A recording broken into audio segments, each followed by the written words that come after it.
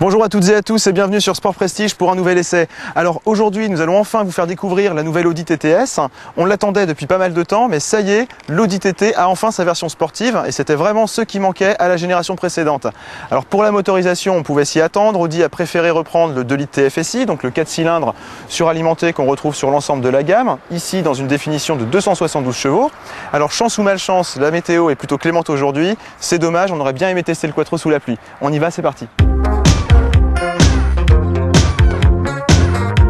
Sont les présentations, Audi a repris l'habituelle recette esthétique propre au modèle S, c'est-à-dire peu de changements au final, mais suffisant pour apporter un surcroît de dynamisme.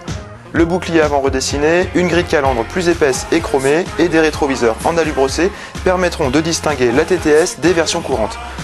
Aussi les 4 sorties d'échappement intégrées à un diffuseur arrière spécifique et parmi les éléments qui contribuent à l'allure un peu plus rablée, relevons les jantes 19 pouces de notre modèle d'essai et la garde au sol rabaissée de 10 mm. Toujours est-il qu'elle se remarque de loin la TTS, surtout avec cette teinte blanc ibis et ses LED d'éclairage diurne, un accessoire purement esthétique qui complète les phares au xénon.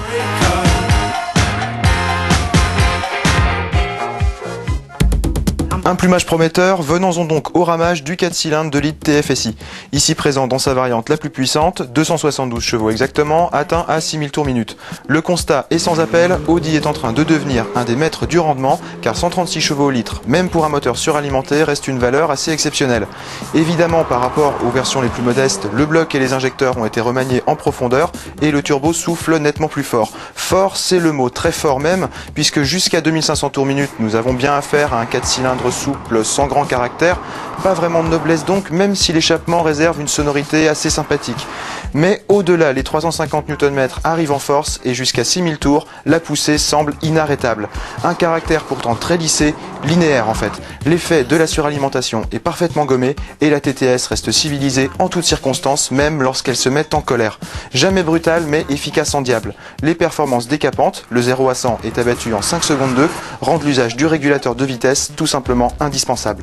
À propos de chiffres, une fois n'est pas coutume, la boîte S-Tronic permet de meilleures accélérations que la boîte manuelle 6 rapports, au prix d'une consommation similaire, c'est-à-dire environ 12 litres relevés lors de notre essai en conduite sportive, voire, avouons-le, le couteau entre les dents. Car les avantages de la transmission S-Tronic ne s'arrêtent pas là, ultra réactive, les passages de rapport s'opèrent sans à-coups et chaque rétrogradage est ponctué d'un petit coup de gaz évocateur. En bref, la TTS fait preuve d'un caractère bien trempé mais toujours feutré. Une impression qui se confirme sur la route. Premier constat, le châssis de la première TT est relégué au rang d'antiquité. Le comportement routier a fait un véritable bond en avant, surtout avec la suspension pilotée Magnetic Ride qui permet à la TTS de virer parfaitement à plat. Même si on a encore quelques mouvements de caisse sur route dégradée, l'agilité reste surprenante en enchaînement de courbes rapides. Donc alors on trouve un châssis qui est assez dynamique, même s'il privilégie largement l'efficacité et la sécurité au détriment du côté ludique. C'est un petit peu dommage sur une sportive comme celle-ci. Mais bon, de toute façon, avec un moteur en position transverse à l'avant, on ne pouvait pas avoir de transmission quattro permanente. Donc ça reste une traction dans 90% des cas. Mais bon, c'est pas très grave, le train avant est quand même très incisif. On peut très vite prendre du plaisir au volant de cette Audi TTS sans mode d'emploi. Donc elle reste très sécurisante dans 90% des cas.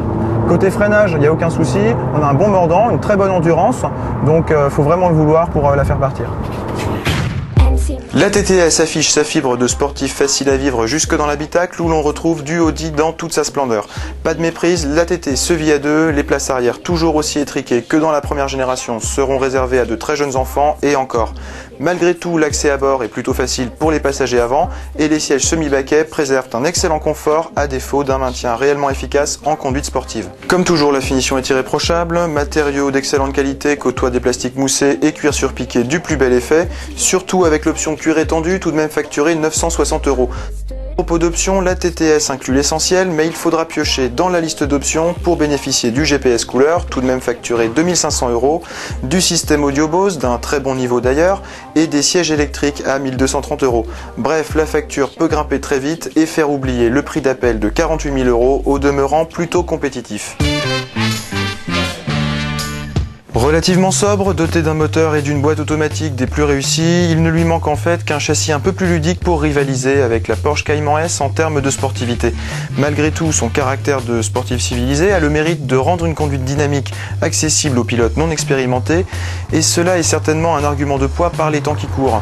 Ainsi faire redécouvrir le plaisir de conduire au plus grand